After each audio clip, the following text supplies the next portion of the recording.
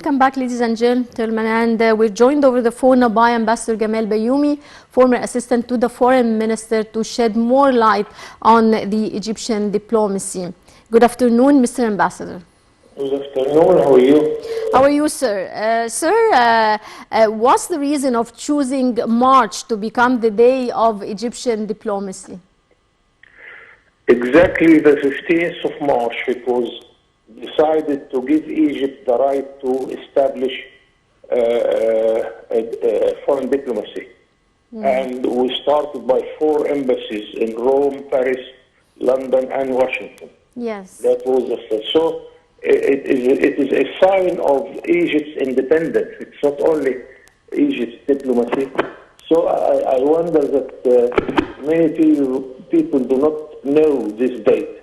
It is a sign of the independence of Egypt when the King Ahmed Fuad became a king instead of a sultan. And that was a good sign of the Egyptian independence in our recent history. Then we established good relations with almost all the world. Cairo became now one of the most receptive capital for embassies. You have embassies in Cairo such as the Saudi embassy, the Emirate embassy, or the American embassy is much bigger than the building of the foreign office itself. Yes. This means that we have a very wide and deep relations with all our partners, and I do not recall any country which we cannot one of our leaders raise the phone and talk to any leader in any place in the world. This is a good sign that we have very good relations with everybody, and really Egypt is appreciated in many places in the whole world. Mr. Ambassador, what are the most important posts of the Egyptian Ministry of Foreign Affairs that have an impact on international relations? It started by first our national interest, which was independence from Britain. I want to tell the young generation that the first time I came to see Cairo with my brothers and sisters, I saw in Tahrir Square a British camp with British soldiers playing football in Tahrir Square. That was 1949. Then our revolution came and established the idea of sending all these troops along the Suez Canal. And when Egypt was attacked by France, England, and Israel in 1956, the result of this was that we sent away all the occupation forces. So we succeeded to have full independence of Egypt. We established very important relations with what we call the Third World, what we call Group 77. The Group 77 became now 139 countries, but we still keep the name Group 77.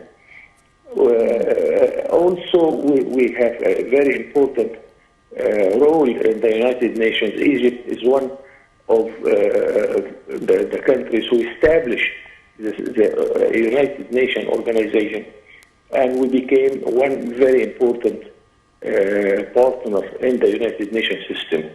Yes. We established the UNIDO, the United Nations Organization for Industrial Development, and the first leader, it was Hilmi Abdurrahman, a very eminent Egyptian in our diplomacy. We have a lot to be said in our diplomatic history. We have victims of our diplomatic history. We have people who sacrificed their lives for the cause of Egypt and the international peace. Not far from you in the television, there is what we call Gamal Salah Square. Yes. Near at the end of the Qasr al-Nil Bridge. Yes. Gamal Salah was killed in Somalia by an Ethiopian guy. We have Gamaluddin who lost his life in Baghdad. We have many cases where our diplomats were attacked and were killed by terrorists. So we are committed to fight the organized crime, whether it is terrorism, illegal migration, money laundering, and drug traffic. Yes. And really the Egyptian diplomacy here is appreciated by our partners, especially in Europe, because Egypt is hosting more than 6 million inhabitants from different countries without being annoyed of that. And if you walk around in Cairo streets, you will find many citizens coming from Africa, from Sudan, from Lebanon, from Syria. Now we have 600,000. So we are very keen not to make any problem of this. I am proud to say that our diplomacy was always seeking peace and stability all over the world. Yes. And no country opposed our policy without regret this later on. Yes. I always recall some examples, like when Gamal Abdel Nasser decided that Egypt joined the General Agreement on Tariff and Trade, GATT. The Russians said by that time, this is an imperialist organization, Egypt shouldn't join it. We joined GATT 1970. Yes. The Russians joined the GATT 2013, after Egypt by 43 years. Yes. Same thing with the Americans when they opposed Egypt's recognition of China in 1955. Now China is the largest partner of United States and they have very strong relations. Yes. They also oppose the special relation between Gamal Abdel Nasser and Fidel Castro of Cuba. Yes. And in 2009, President Obama visited Cuba, stopped this harassment of relations between United States and Cuba. Many examples I can give you that all countries who opposed any Egyptian policy, they stopped this after tens of years and then they started for our policy. Our last example of this is the peace process in 1979. Many Arab countries and even the Russian opposed it. Now it's coming that many Arab countries establish a peace relation with Israel.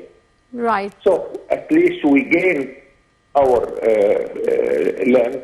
The largest thing there is the Taba process when we stopped the occupation of Israel for Taba. Taba is 600 meters, Yes. by the way, but we didn't give up our land. We didn't give even a centimeter of our land.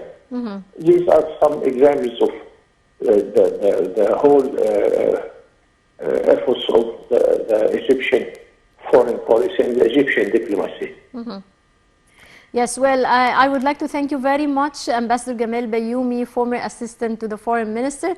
Many thanks for your insight. And dear viewers, now we go to a short break and we'll be right back.